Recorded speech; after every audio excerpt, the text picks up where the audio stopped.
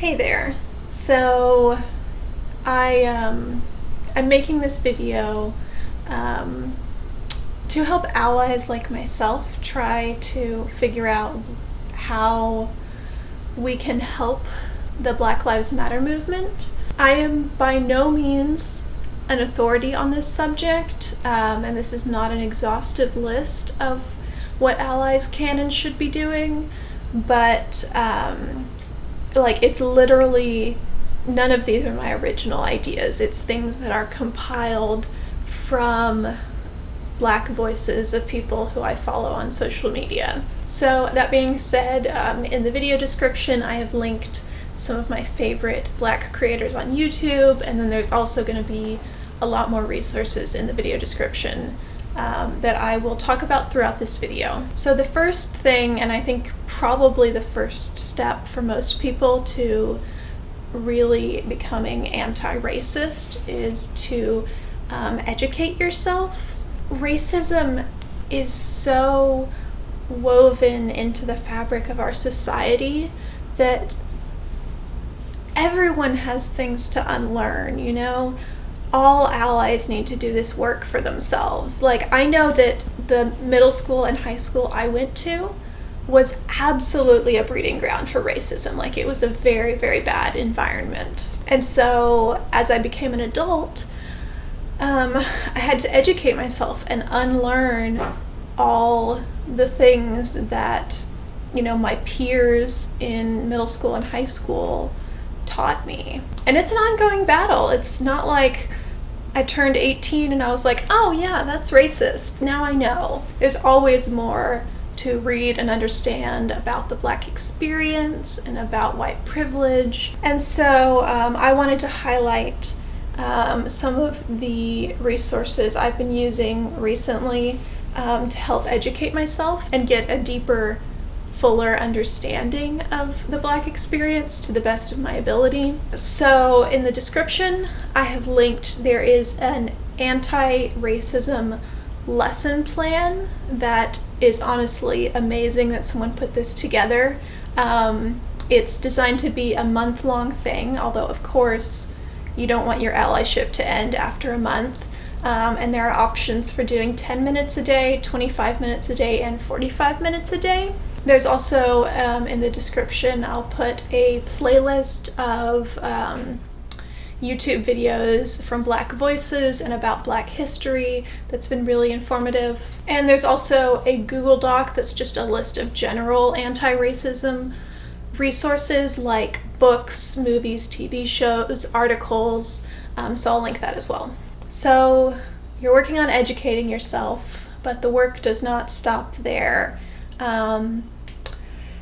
You need to be having conversations with other allies in your life about the things that you've learned and about race and about your privilege and things like that. And this one does not come easily to me because I am very anti-confrontational and can have a hard time saying things that are controversial, but it's really important right now that you be putting yourself out there and really sharing with your family and friends the important things that you've learned. And sometimes this means having a really nuanced discussion about the prison industrial complex, and sometimes this just means working with a family member about why all lives matter is terrible. But in the description I also will put a link to this guide to talking about race and racism with your family that I think spells it out really nicely. And I would say also, if you are a social media user, especially if you have a social media following, I think sharing the things that you've learned is really important, even if it's just retweeting it. I can attest that on my own anti-racism journey, the internet brought me so far and did so much for me. And I don't think we can underestimate the power of just sharing things online. And then of course there's donating and signing petitions, which of course donating is only an option for some people. I've donated some, but I also don't have a job right now. So some of the main organizations that people have been donating to are actually like all good now. Like they have more money than they need.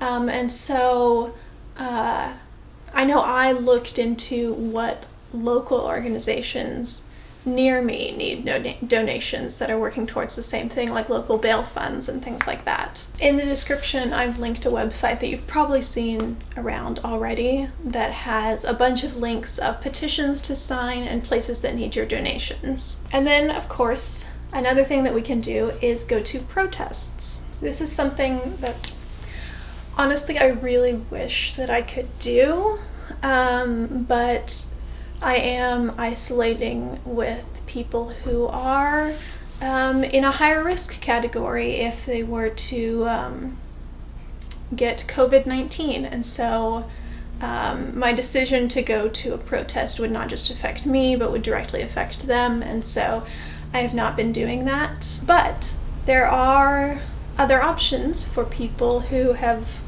been working on all the other stuff and can't go to protests but still want to be doing more. I've seen posts online about skills that are in demand right now that are really needed for the protesters, such as babysitters, which of course, if you're staying home because of the pandemic, that one's not really an option. I also have been trying to reach out to protesters.